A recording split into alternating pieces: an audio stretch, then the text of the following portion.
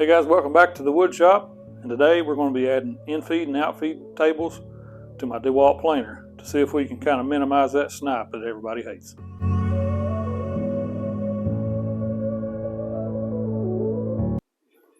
So if you kept up with the channel, you know that I've got this planer not too awfully long ago.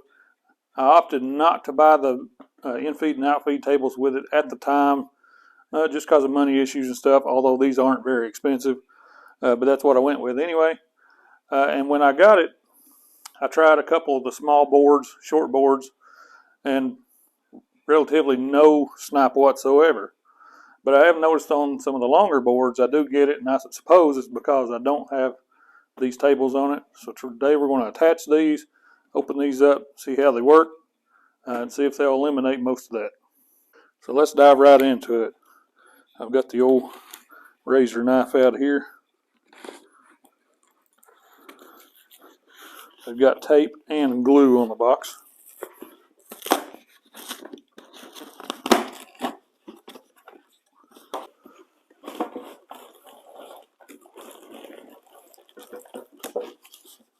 So in truth, I've actually had these for a little while and I'm just now getting around to them. And as you can see, this thing doesn't come with a lot of pieces, so it should be pretty easy to put together.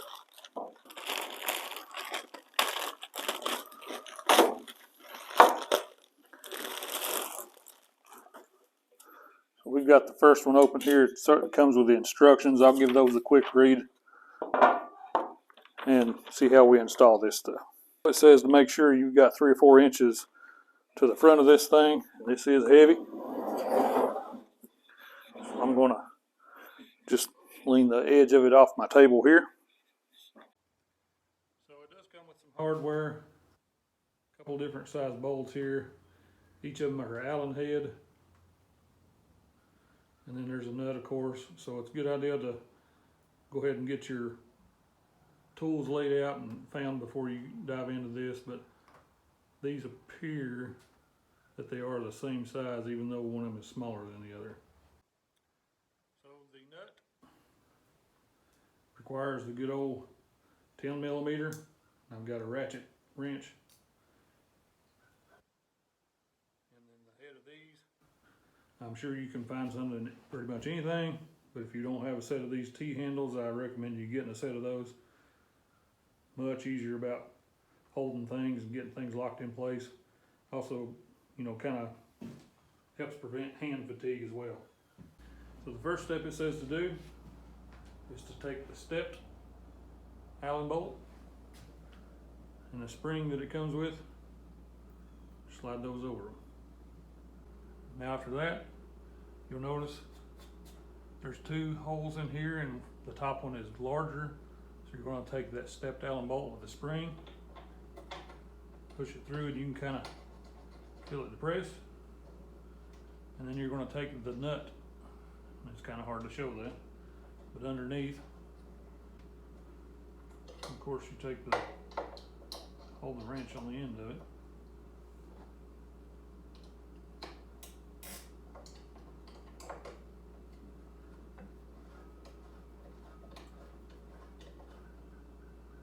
Okay, you'll feel it bottom out, and I don't imagine it requires a lot of torque. That allows that table to be taken off at any time just by depressing those.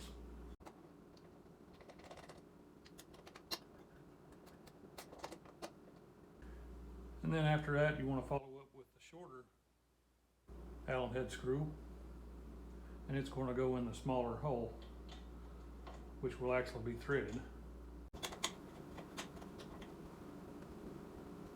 And you just thread that in there until it stops.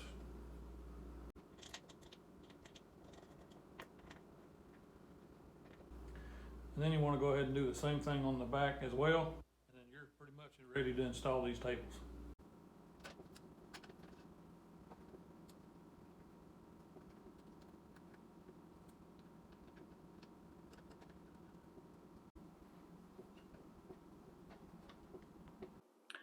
And just a little bit of a heads up, when you're installing these things, there is a lot less room back here on the back side than there is the front.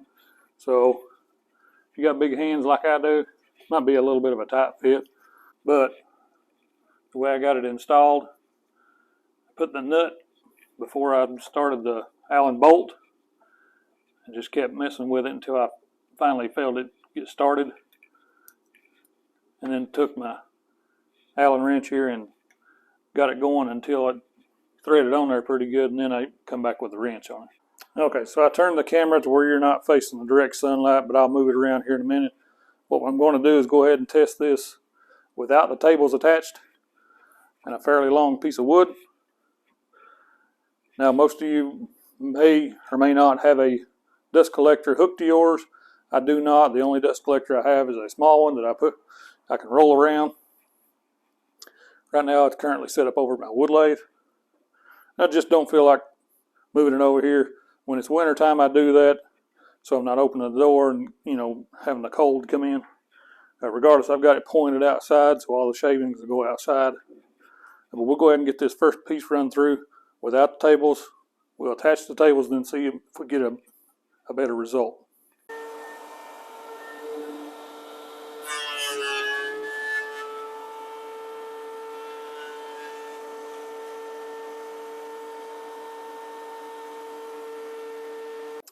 Okay, well, without even doing a full smoothing cut, you can tell this longer board, it's already got some snipe in it, a good 3 inches or so, and it could use a lot more smoothing, of course, but we done see the parts we're talking about trying to eliminate, so let's go ahead and attach the tables, see if we can't get rid of that. Now, these tables come pre-assembled as far as the bracket on the side goes, and you'll notice though there are 2 Allen head bolts there where you can actually even raise this up and down a little bit more. I'm going to go ahead and stick them on like they are and see how that works. We may have to adjust these a little bit.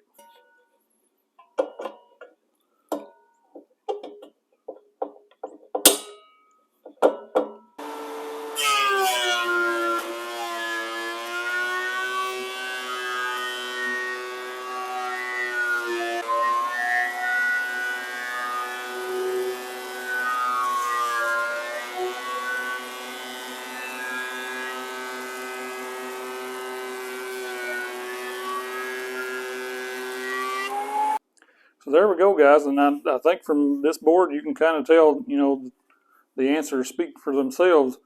Very little snipe. This was the trailing edge now.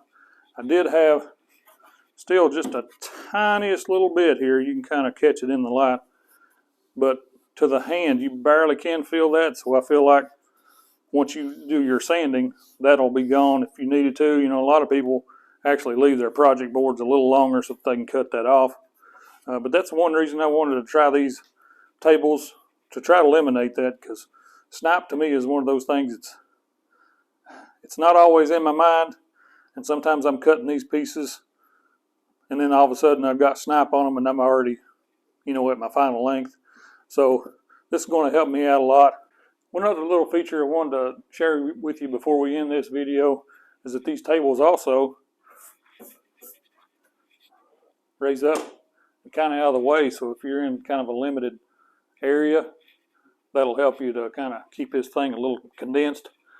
Now the backside one, you've got your dust collector port that's kind of in the way, so possibly putting a bungee strap or something like that on there might kind of help you keep that tucked away. But either way, that's going to do it for this video. I know it's a short one, but I just wanted to install these things, and maybe if somebody is kind of in the market for these things, this will kind of give you a little bit of instructional and something to go on. So appreciate you watching. Like, share, subscribe if you haven't, and we'll see you on the next one.